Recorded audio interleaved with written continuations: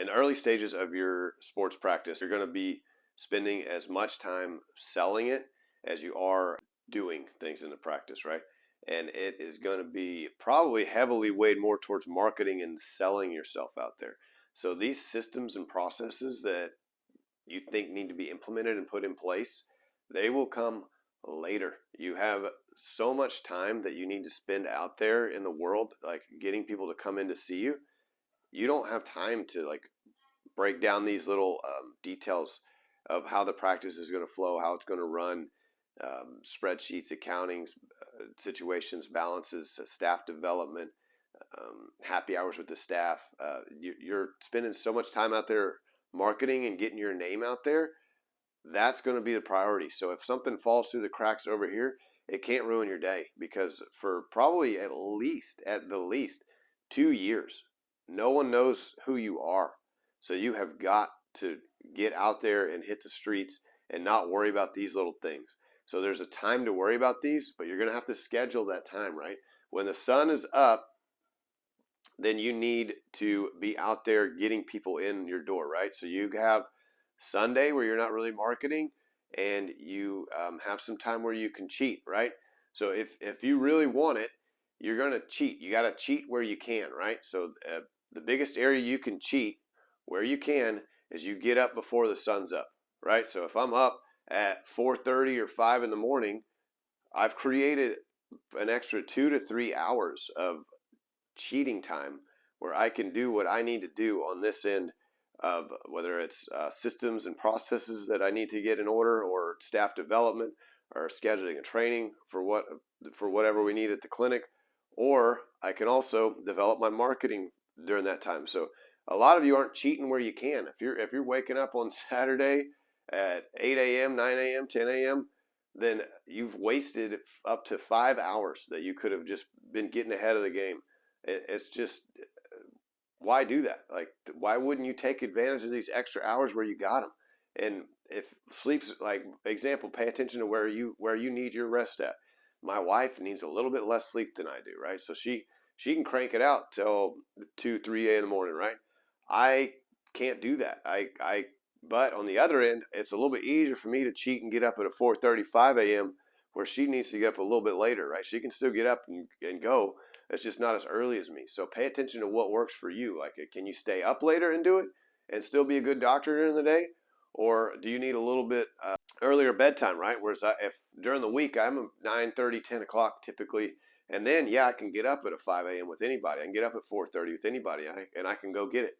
But my wife can't do that. It took us a while, obviously, as our marriage, right, to figure that out. She's like, well, why don't you keep going? I'm like, well, why aren't you up when I'm up? So cheat where you can, right? If you're capable of staying up until 11:30, 12 and getting it done, and then getting up again at a 5 a.m. and doing it, more power to you. I wish I was like that. There are people like that. But what I need to do is I need to cheat on my end where I can. I'll get up and create these extra hours so I can get stuff done that I still do this that I need to get done.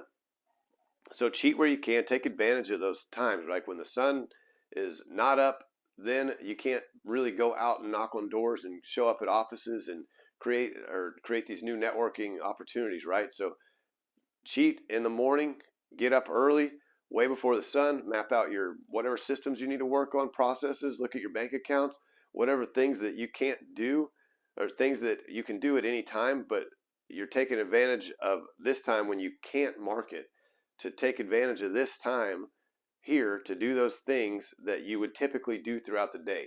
So schedule that.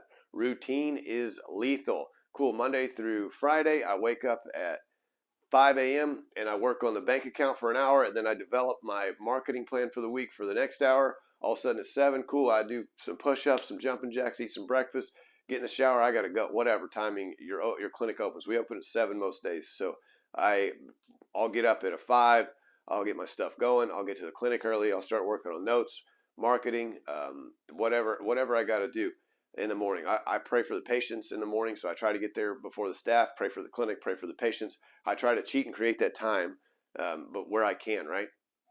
If you got young kids, sometimes that's a little bit more difficult, but it doesn't mean you can't do it. You can still get up and you can still do these things. So cheat where you can, create that time, and make sure whenever you have that schedule, that routine is in place. That way you can just take advantage of that. It's lethal, man. It is just lethal. You can just get so much done in a long span of time by just making sure you do the same thing the same way over and over and over.